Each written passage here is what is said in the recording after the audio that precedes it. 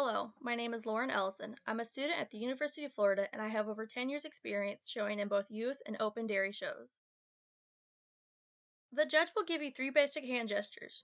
Stop, continue going, and point at you to line up.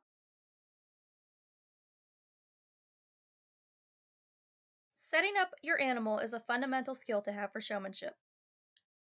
This is the proper setup for a heifer. Notice the leg closest to the judge is back. If you have a cow, the leg closest to the judge is forward. Never use your feet to set up an animal. Two areas you can correct on your animal are the top line and the throat. The three areas you need to know on the top line are the chine, the loin, and the rump. Touching the chine down will level the top half of your top line.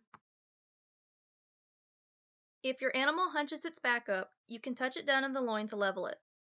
If the animal dips in the loin, you can touch her up under her belly to give her a level top line. If the tail head sticks up, you can touch that down to make it level. You can pull the skin tight on the throat to give a more feminine look. When lining up in the show ring, make sure your animal's front feet line up where the ring steward asks you to line up at. Also when lining up, make sure you don't leave any large gaps. If you do, the judge can place somebody above you.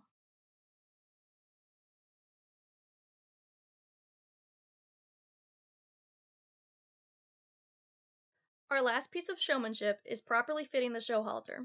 The noseband should fall halfway between the eyes and the nose. Always make sure that the clip on the lead points out, not in. In is bad, out is good.